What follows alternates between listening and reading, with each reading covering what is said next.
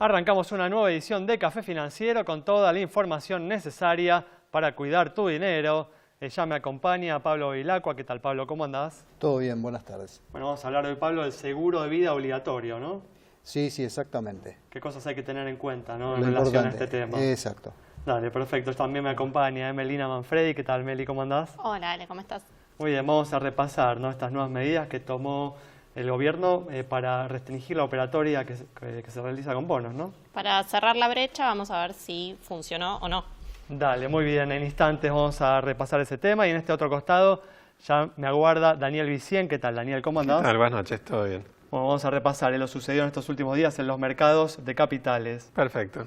Y en el último bloque se va a sumar el economista Jorge Vasconcelos para analizar los hechos más destacados en materia económica de estos últimos días.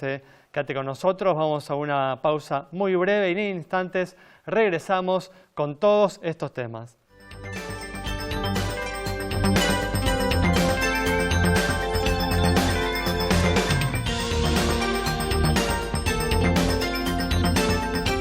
Muy bien, arrancamos repasando la actualidad económica y la situación se tornó más frágil en estos últimos días, con el dólar cerrando hoy en su nivel más alto desde la implementación de las restricciones cambiarias y también la pérdida de reservas internacionales del Banco Central acelerándose. Y Daniel, esta tensa espera hasta las elecciones va a continuar, ¿no? Sin lugar a dudas, hasta el 27 de octubre, hasta que Alberto Fernández no muestre lo que se trae entre manos. El público va a continuar cubriéndose, ¿no?, contra los peores escenarios posibles y va a seguir, ¿no?, registrándose esta fuerte demanda de dólares, ¿no?, en los distintos carriles, ¿no?, que hoy están disponibles para acceder a ellos. Así que, bueno, definitivamente en este contexto el gobierno puede verse obligado a tomar en cualquier momento nuevas medidas. Sí, el mercado se mueve por expectativas y si las expectativas no... si los candidatos no convencen y se cree que son promesas de campaña y todavía tienen dudas, se va a seguir dolarizando, lamentablemente. Es decir, la gente se cubre por la poca confianza que hay en el peso, ¿no es cierto? Queda pocos pesos probablemente para pasarse y la gente está muy dolarizada, o sea, las empresas están dolarizadas, la gente está dolarizada. El tema, disculpa, ¿no, Daniel? Quedan pocos pesos hoy, pero a partir del 10 de diciembre no sabemos qué va a ser, ¿no?, la nueva conducción del Banco Central, si va a comenzar a emitir nuevamente para financiar el desequilibrio fiscal que existe y que posiblemente se agrave, porque no hemos visto que Alberto Fernández muestre un compromiso muy serio con el equilibrio fiscal, ¿no? Hay algunas declaraciones, ¿no?, de algunos eventuales ministros de Economía mencionando el tema, pero no tenemos la certeza de que eso vaya a suceder, ¿no? Sí, la realidad es que no sabemos cuál va a ser, ni siquiera qué van a hacer en el gabinete y mucho menos cuál va a ser el plan. Con lo cual es todo un tema de expectativas y hay gente con más o menos expectativas y cómo va a desarmar el tema de la LELIQ, cómo va a, como lo decís, cómo va a poner el tipo de cambio, si va a desdoblar, lo va a dejar en un solo tipo de cambio y cuáles van a ser las primeras medidas. ¿Cómo todavía enfrentar el déficit fiscal? No sabemos.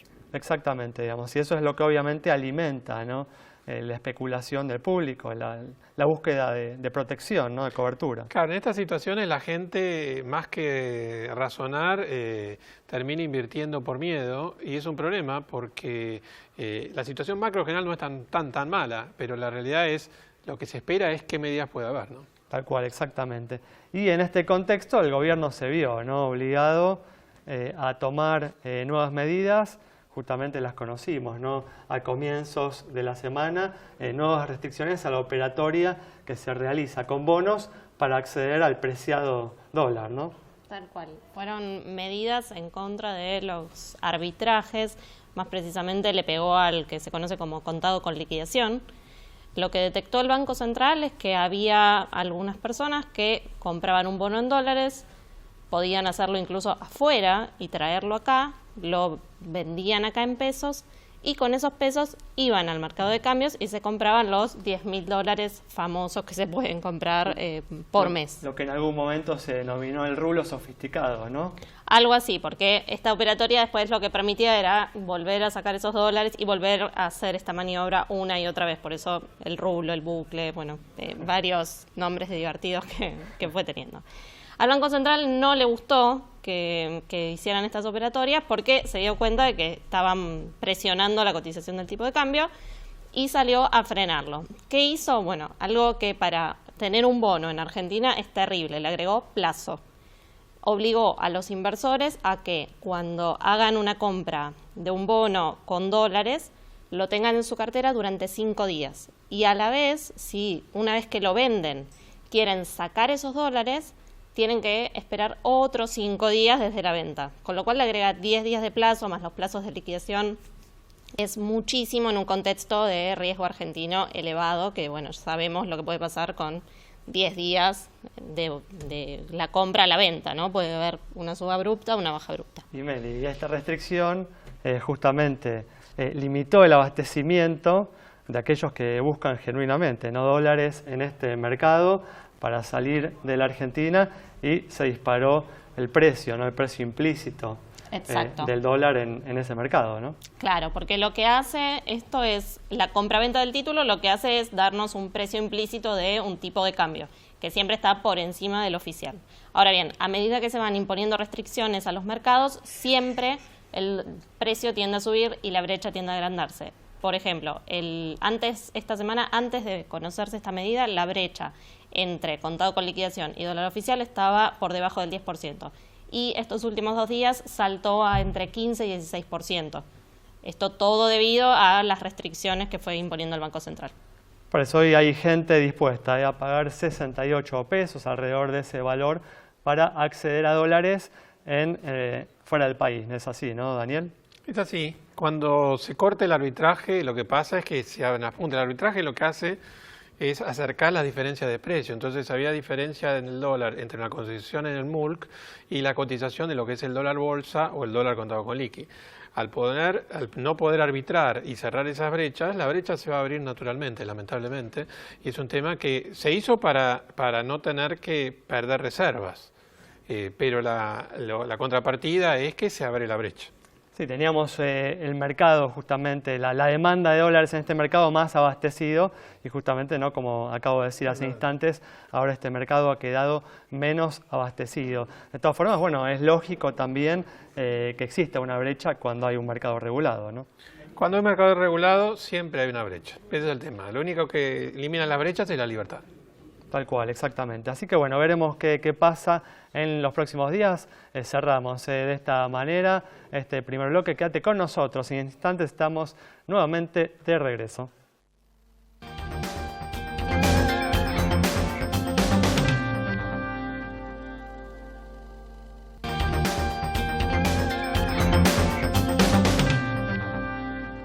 Bueno, estamos de regreso y vamos a comenzar ahora a hablar del tema de seguro de vida obligatorio. Pablo, bueno, ¿de qué se trata esta cobertura? Bueno, es una cobertura que viene del año 74 y ampara a todos los trabajadores, excepto los que están en el sector agrario y los que tienen empleo por menos de 30 días. Después, personal doméstico o cualquier persona en relación de dependencia tiene esta cobertura. Esto es una póliza que en realidad es un fondo que administra la Superintendencia de Seguros de la Nación, y las compañías de seguros solamente hacen la administración de la póliza, cobrar y liquidar los siniestros, nada más. Los temas más sensibles en esto se presentan por ahí con el personal doméstico, porque los trabajadores en relación de dependencia, este seguro se paga a través de lo que llaman formulario 931, que es el SUS, por lo cual uno pagando el SUS a tiempo mantiene la cobertura del seguro de vida obligatorio. En cambio, el personal doméstico se paga por afuera, hay que hacerlo por pago fácil, por algún sistema que brinde la compañía de seguros, y lo que suele suceder es que la gente se olvida de pagarlo. Entonces, lo que uno puede sugerirles es que primero que pida pagarlo anual, no en forma mensual. Claro. el costo es 150 pesos en el año, 200 pesos en el año. Por Una lo cual, cobertura muy accesible, ¿no? claro, exacto. Porque es una Y es suma obligatoria. asegurada acotada, ¿no? Se cubre solamente fallecimiento del trabajador en cualquier momento y en cualquier lugar, no necesariamente en la jornada laboral, sino cubre toda, o sea, hay fallecimiento por cualquier motivo. Y la suma asegurada ronda los 70.000 pesos, no llega, pero ronda en ese... Por eso hay que tener presente este tema y acordarse de pagarlo, ¿no? Exacto. Muy bien, perfecto. Bueno, vamos a continuar con el repaso de lo sucedido en los mercados de capitales. Y hubo un dato negativo, ¿no?, de Estados Unidos, el dato, ¿no?, de actividad manufacturera. Sí, están dando por abajo las expectativas varios datos de la economía, de macro de la economía americana, mostrando como que se está un poco desacelerando, que es lo que estaban esperando los mercados y lo veían los mercados. Por lo que esperaba Trump también, ¿no?, que Trump, reclamaba justamente la baja de la tasa de interés, ¿no? Trump le reclama a la Fed, pero los economistas le echan la culpa justamente a la guerra comercial. Entonces, falta un poco más de un año para las elecciones. Del lado demócrata todavía no está definido quién va a ser el candidato, pero lo que se espera es que Trump cierre un poco esta guerra comercial, porque si no van a ir a una desaceleración importante de la economía. Y que continúa presionando a la Fed también, ¿no? Exactamente. Muy bien, cerramos así este bloque. Quédate con nosotros. En instantes estamos nuevamente con vos. Vamos a conversar con el economista Jorge Vasconcelos.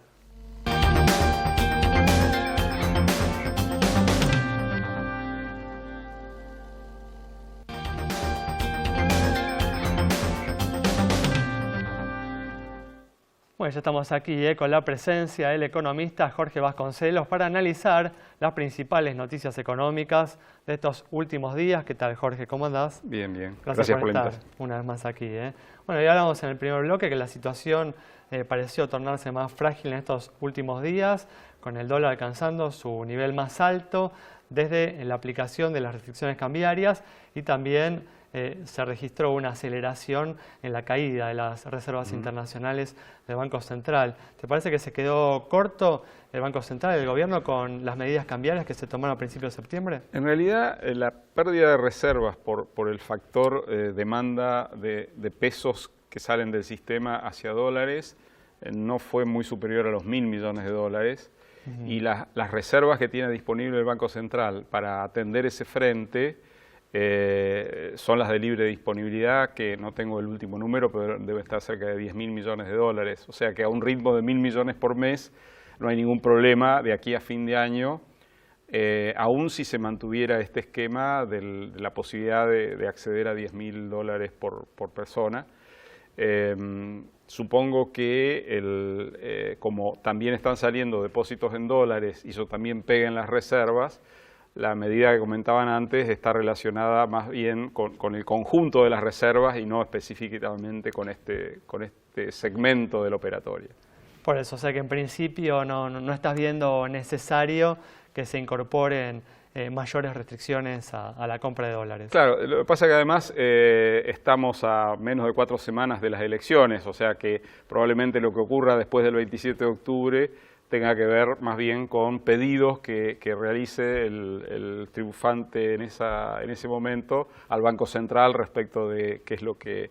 Así que este análisis que estamos haciendo tiene 4 semanas de vigencia, no más que eso. Sí, sí, además también obviamente en la medida en la que ya se conozca el resultado electoral y Alberto Fernández pueda mostrar un poco más sus cartas, uno imagina que eso puede o ser más negativo o puede traer algo de calma al mercado, ¿no? Claro, en realidad me da la impresión que el problema, centro de gravedad de la problemática se está desplazando hacia el lado de la cuestión fiscal y el problema de la falta de pesos para pagar los vencimientos.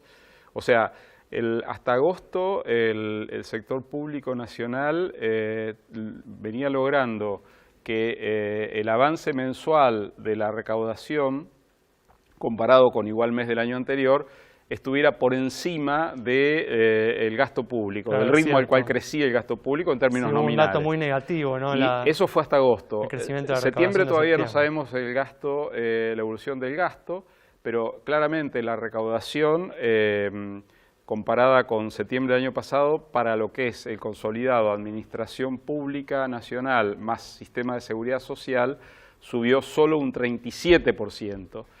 Y hasta agosto el gasto venía subiendo al 42, 43, o sea que es probable que a partir de septiembre lo que tengamos es una inversión de la tijera y un aumento del gasto por encima del ritmo al cual aumenta la recaudación, con lo cual el problema de las necesidades de caja del Tesoro para los meses de noviembre y particularmente diciembre, donde está el tema del aguinaldo, etcétera, más los intereses y el capital de los bonos en pesos que se están pagando, la parte reperfilada y la parte de personas físicas.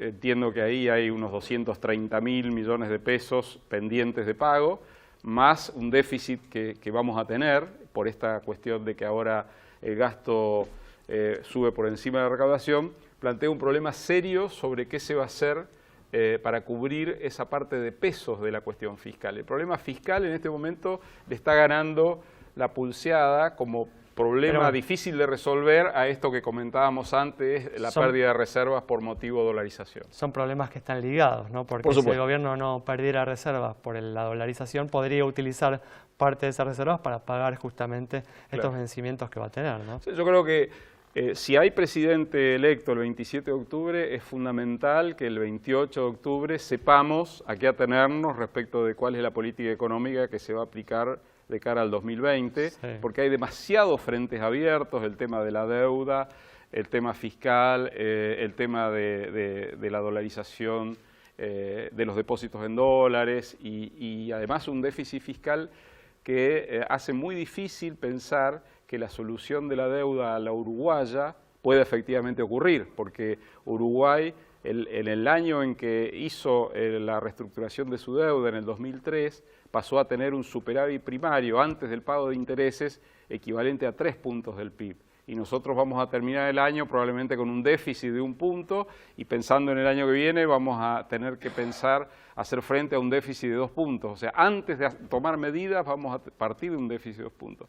Subiendo los impuestos a las exportaciones se puede lograr 2.000 millones de dólares, medio punto del PIB. Más de eso no, porque si uno toma todo lo que protestaron los chacareros cuando se les quiso poner más retenciones en un contexto de precios internacionales mucho más alto que los actuales, uno encuentra un límite político ahí.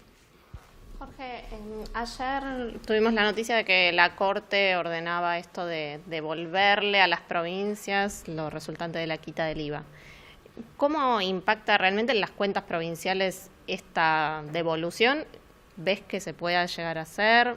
Y después, ¿cómo va a hacer el gobierno para mantener la quita del IVA, que dice que la va a mantener de todos modos? Gobierno por un problema fiscal más, ¿no? Claro, el gobierno por retenciones, que es un impuesto que no se coparticipa, está recaudando unos 30.000 millones de pesos por mes. Esta es la cifra de los últimos 3-4 meses. Y lo que tendría que transferirle a las provincias en función del fallo de la Corte son, creo que unos 8.000 millones de pesos. Es decir, es como que si una parte de lo que recauda por retenciones, que antes no lo coparticipaba, ahora lo tiene que transferir a las provincias. Las provincias, en realidad, mirando los últimos años, están privilegiadas en términos fiscales, porque ha aumentado mucho la transferencia de recursos. Lo que pasa es que esta recesión que no se termina más y este acentuamiento de las tendencias recesivas que ocurrió desde mediados de agosto por la devaluación y después por el reperfilamiento de los instrumentos de corto plazo que afectó la cadena de pagos, afectó la capacidad de las empresas de pagar impuestos, etcétera. Por la combinación de cosas, estamos entrando en los últimos, tenemos 4 meses últimos de 2019, de septiembre a diciembre, muy complicados para el sector público en general, porque no pensaban que la recaudación podía evolucionar tan por debajo de la inflación como está ocurriendo. Y en ese sentido de las tendencias recesivas que decías, también tuvimos el reciente dato de pobreza, con estos niveles de pobreza, estos niveles de déficit y estos niveles de recaudación. ¿Cómo se para el próximo gobierno para intentar resolver ese problema? Bueno, en realidad, o sea, no hay forma de abordar estos temas con un enfoque de coyuntura. O sea, el problema de la pobreza en Argentina hace 30 años atrás Uruguay y Argentina tenían la misma tasa de pobreza, en torno al 35%. Hoy Uruguay está claramente por debajo del 10% y nosotros seguimos en el 35%. Entonces, ahí hay un problema central, que es que cada vez que tenemos una crisis, que además las compartimos en general con Uruguay, en Uruguay la clase política se une para tomar las medidas que hay que tomar para superar la crisis, y en Argentina la clase política se boicotea mutuamente, mutuamente porque la crisis es tuya, no mía, y yo me beneficio de la crisis que te tocó a vos. Entonces, hay un problema básico del país, que es que cada vez que tenemos una crisis, la dirigencia política se boicotea para aprovechar la circunstancia. Estás enfatizando la necesidad de que... Es mucho más serio que un problema de decir esta política económica, pongo el dólar un poquito más acá, un impuesto un poquito más allá. O sea, la explicación principal de la diferencia es esa, que frente a las crisis, en vez de reaccionar en forma conjunta en el Congreso, aprobando leyes, etcétera, se boicotean. Jorge, muchas gracias. No, gracias a ustedes. Bueno, cerramos así el programa de hoy con un mensaje muy importante y en el que insistimos mucho aquí en Café Financiero, la necesidad de un acuerdo político en torno a ciertas cuestiones básicas en lo económico. Esperemos que el próximo gobierno tenga esto en cuenta justamente a partir de los enormes desafíos que hoy se presentan. Nos reencontramos el próximo viernes a las 19:30 aquí en Metro.